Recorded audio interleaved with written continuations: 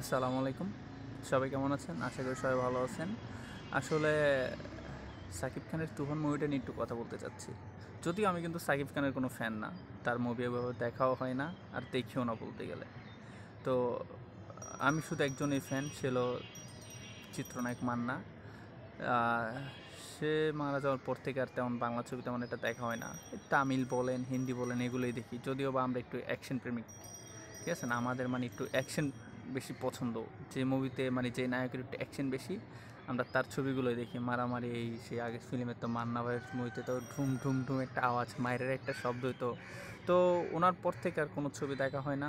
আগে তো মনে করেন যে আপনার যখনই মান্নার ছবি দিত টিভিতে, আমরা তো টিভির সামনে হাঁ করে বসে থাকতাম অ্যাকশন মুভিগুলো দেখার জন্য। তো নায়ক মান্না মারা যাওয়ার পর থেকে মানে কিন্তু আপনার ইন্ডাস্ট্রিতে কয়েকটা নায়ক ছিল, তারা টুকটাক কাজ করছিল। কাজ করার পরে তারপরে মাঝখান দিয়ে তারাও উধাও হয়ে গেছে। তারপরে কিন্তু বাংলাদেশের চলচ্চিত্রটাকে ধরে রাখছে একমাত্র সাকিব খান। যদিও বা তার ভালো খারাপ যেসব সিনেমা ছিল ওগুলো দিয়েই মানে চলছে। তো আগে বলে রাখি, আমি কিন্তু তার কোনো ফ্যান না, তার কোনো এতটা তাকে পছন্দও করি না।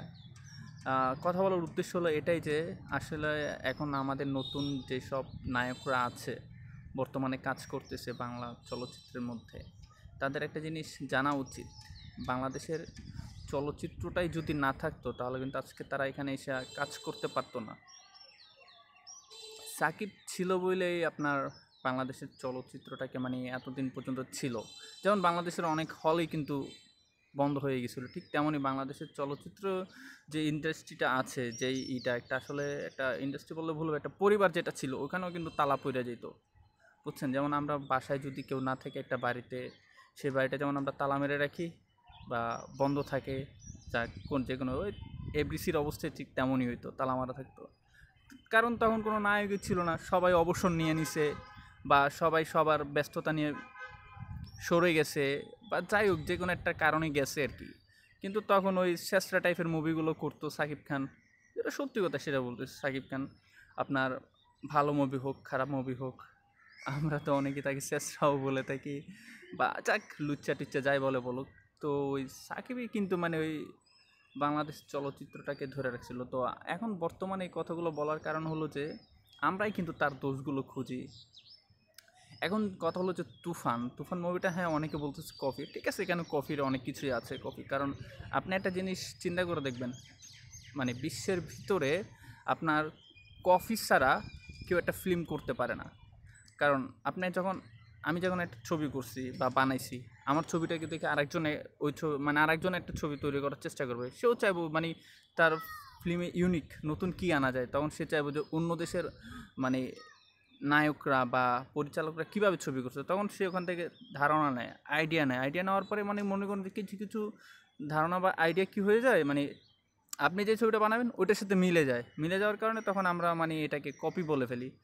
যে তুফান ছবি তো মানে আমি তো দেখি নাই আপনার, মানে অনলাইন থেকে যা দেখতেছিলাম আর কি, অনেকগুলো ভিডিও মানে যেগুলো পাবলিশ দিয়েছে সেখানে মানে আমরা দেখলাম কেজিএফের সাথে অনেকগুলোই মিল আছে। তো আসলে মিল আছে, তো এই জন্য আমরা কফি বলতেছি বা কফি করা হয়েছে এমনটা।